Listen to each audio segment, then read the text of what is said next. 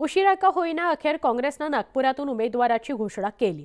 त्यामुळे एकीकडे गडकरी समर्थक बिनविरोध निवडणुकीची मागणी करत असतानाच काँग्रेसने मात्र गडकरींविरोधात रणशिंग फुंकलंय।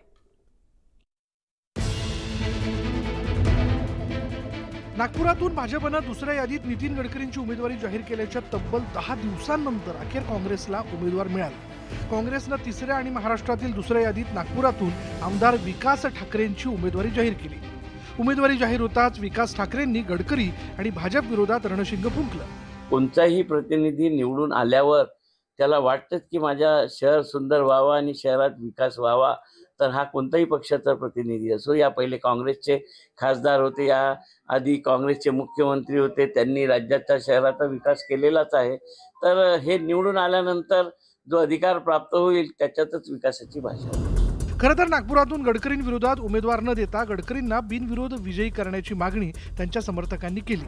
त्यासाठी हातात पोस्टर्स घेऊन नवा पायंडा पाडण्याचं आवाहन गडकरी समर्थकांकडून करण्यात आलं।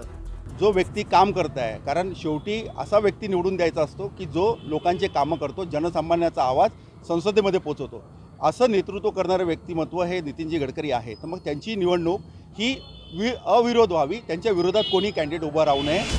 गडकरी समर्थकांच्या मागणीला धुडकावत काँग्रेसने विकास ठाकरेंना मैदानात उतरवलंय। लोकशाही जिवंत राहावी म्हणूनच नागपुरात निवडणूक होणं गरजेचं असल्याचं सांगत काँग्रेस उमेदवार ठाकरेंनी गडकरींना आव्हान दिलंय। शेवटी या देशात लोकशाही राहावी यासाठी हा सर्व संघर्ष चालू आहे। आपण पाहता की मागच्या काळामध्ये लोकशाही संपुष्टात आल्यासारखी वाटत होती।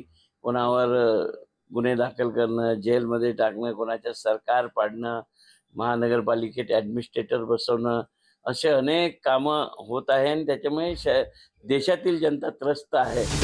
एकंदरीतच काँग्रेसने उशिरा का होईना अखेर नागपूरसह विदर्भातील जागांची घोषणा केली आहे। त्यामुळे आता खऱ्या अर्थानं प्रचाराचा जोर वाढणार आहे। आता विकास ठाकरे गडकरींविरोधात काय रणनीती आखतात, गडकरींविरोधात कसं रणशिंग फुंकतात हे पाहणं महत्त्वाचं ठरणार आहे। Bureau report, news 18 Lokmat. Hingoli Lok Sabha